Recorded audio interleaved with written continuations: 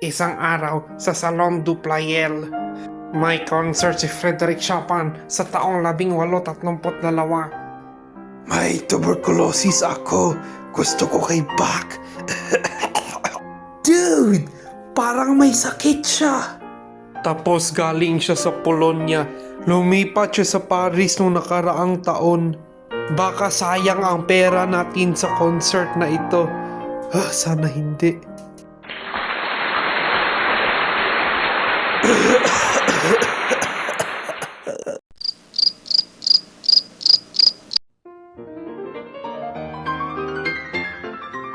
Wow! Ang bilis ng daliri niya!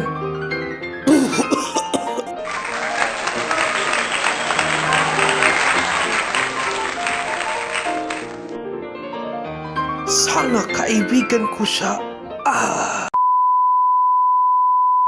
Chopin, ang galing mo! Masaya ako para sa'yo. Salamat. Magpakabait ka, Liszt. Okay ka lang? Siyempre, pangkaraniwan na ito sa akin. Sige ako ubo simula nung bata pa ako. OMG. Taong 1835. Sa wakas, nagko-uwi na din ako. Nasaan ang susi? Nahihilo ako. Anong iba sa bahay ko? Parang may hindi tama sa higaan ko. May puting likwido. Oh no. Bakit may puting likwido ang higaan ko? Ang gwapo mo, Franz. Tapos ginamit natin ang bahay niya. Magtago muna ako. Hoy, Franz Liszt. Oh, ano yun, Fred? Naintindihan ko na may kasama kang babae sa higaan ko. Ang ebidensya ay ang puting likwido sa higaan ko. Baka iba yun. Hindi yun ibang tao. Sabi mo nga hiramin mo ang bahay ko habang wala ako sa Paris at pumayag ako. Ay oo, may pumasok na ibang tao sa bahay mo. Huwag kang magsinungaling. Kapag may ibang tao, dapat pinalabas mo na siya. Hindi na tayo kaibigan, Franz. Pasensya na po. Patawarin mo ako. Hoy, Franz! Narinig ko na palagi mong kasama ang asawa ko. Aha, nakita ko siya. Nasa loob siya ng aparador. Pakiusap, Camille. Mag-plastic surgery ka para maging gwapo ka. Grrr! Tara, Camille. Iiwan na natin ang mga bulok na ito. Pero Fred, best friend tayo simula noon. Patawad. Pero masarap siya.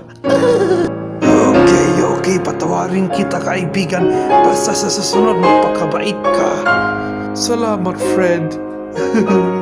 Taong 1836. Guys, may salo-salo sa apartment ko.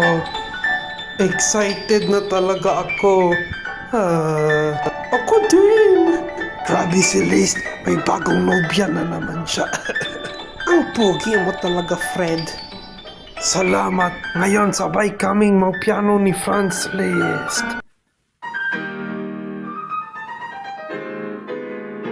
Wow, ang galing. Osterg, mag-CR muna ako. Go, Freddy, go!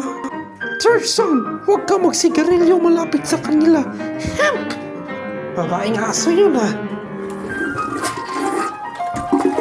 Tapos na akong tumae. Later. Salamat. Ngayon maririnig ninyo ang erkinig. At sinuri ang mang-aawit.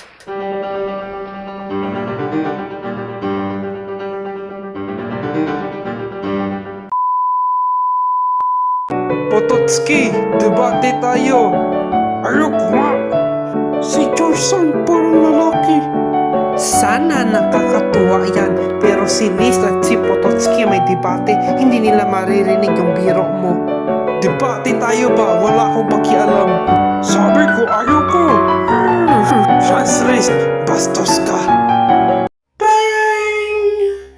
Oy, alas 11 na. Uwi na kami. Sa wakas, umuwi na sila. Hoy Franz, sabi mo magpakabait ka. Me, kailangan ko nang umalis. May nobya ako. Sayang, hindi ako naikasal sa aking fiancé dahil may TB ako. Ako ang maging nobya mo. Hooray!